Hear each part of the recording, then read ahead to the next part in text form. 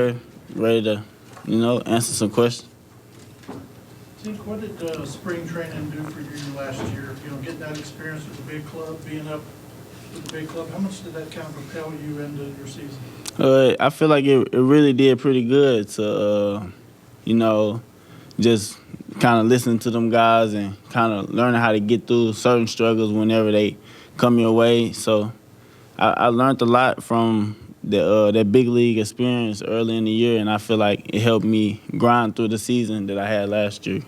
When you come into this spring as a non-roster and second big league spring, how much do you feel like that experience last year was going to benefit you? I feel like it's gonna benefit me pretty good. I know last year I feel like coming in I was like very excited, kind of to be around those guys, and sometimes I think I feel that I put a little bit more pressure on myself than I should have. Yeah, I mean, it's just a game of baseball, so just going out and having fun and competing is what I'm looking forward to doing this time around. So. What do you think was the biggest thing you learned about yourself last season, and how will that help you going into 2024?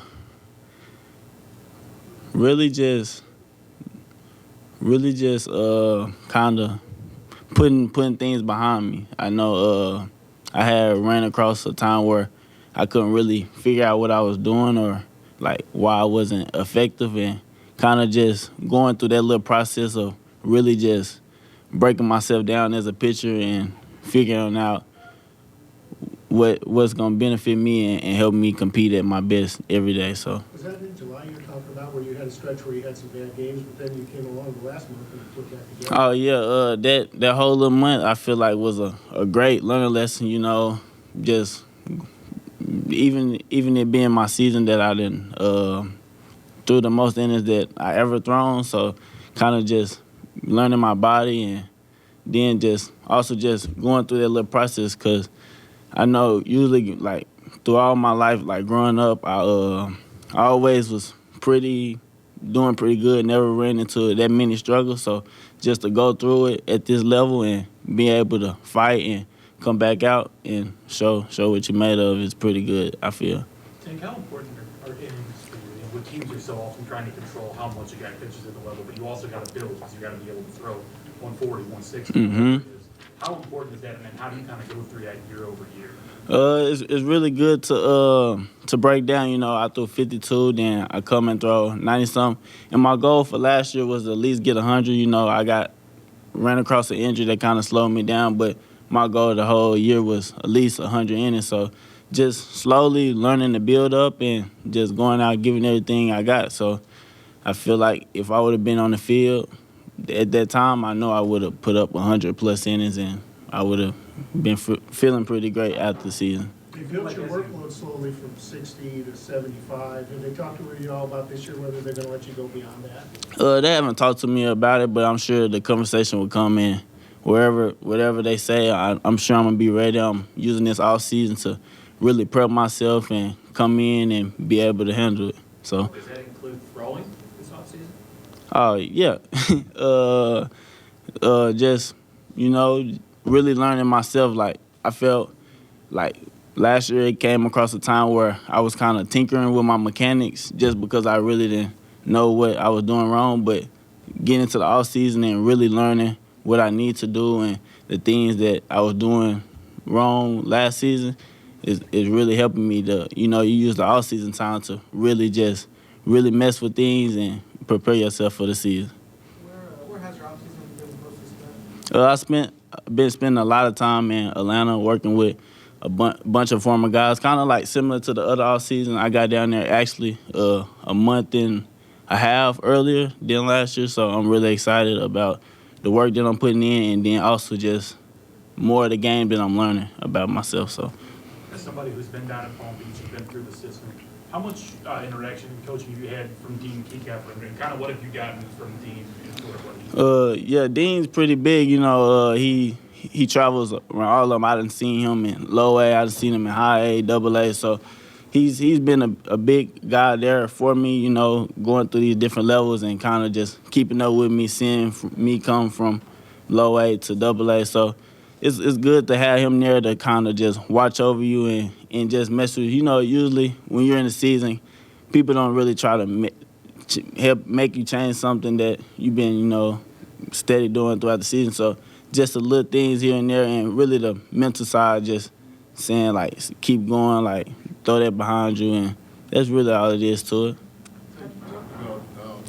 Because you're in these innings and seeing how your body reacts, what do you feel like you did learn, and how has that changed, if at all, the way you approach the offseason? Really, I feel like, like just watching more video, and also I give a lot of props to the guy that I'm working with in the offseason too, because he's able to kind of, I guess, describe it to another, like, kind of like a little differently, to where I didn't, like, I can kind of help myself and kind of just go in and fix a lot of things. But yeah.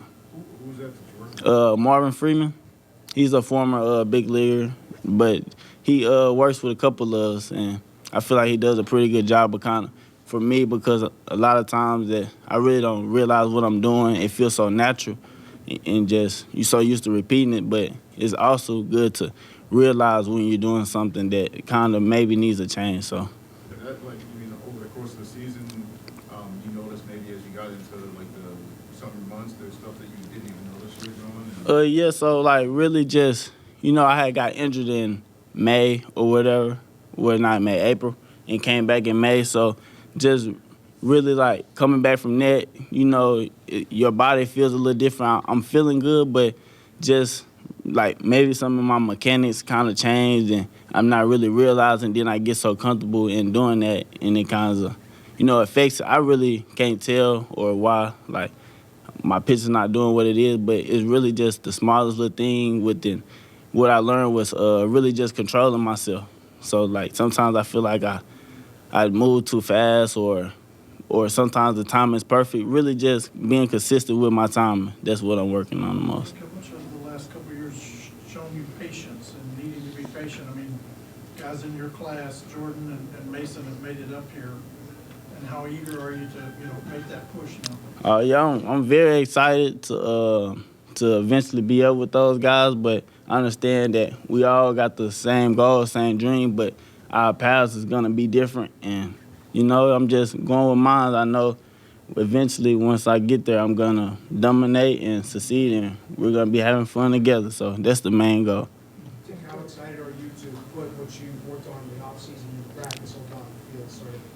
Very excited. It's been plenty of times that I'm in my pen and I'm just feeling so good and want to let them loose, but you have a guy there that's kind of telling you, like, right now it's not about lighting it up, letting it loose. Just work on the little things and really just learning how to become a true pitcher and being consistent as I can. That's my main goal. What is it like to be able to interact with the fans here over with warm-up? That's got to be a lot of comfort for you, especially in the Oh, yeah, definitely. I love the winter warm-up, just especially most importantly, the signing part, where you could just look at those little kids that's looking up to you, smile, and then also the older people that's diehard fans, just, watching you grow up. It's like, it's very exciting. And I also got a little picture over there that a kid made for me, and I'm sure I'm going to put that up somewhere. I think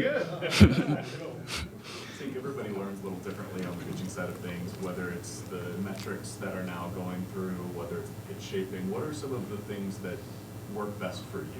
I kind of figured out a lot of the metrics once I got to pro ball, but for me, I feel that it's better that sometimes I leave it out, because it's not even, like, paying attention to the metrics. You can figure out certain things, but I realized that sometimes even when I do stuff wrong, I could throw a pretty good pitch, but I'm figuring out that it's better to be consistent than to have that one do something that you really can't control or really know how you did it. So just me finding like what kind of pitcher I am and what I need to do to be more consistent and be able to be a true pitcher instead of a thrower.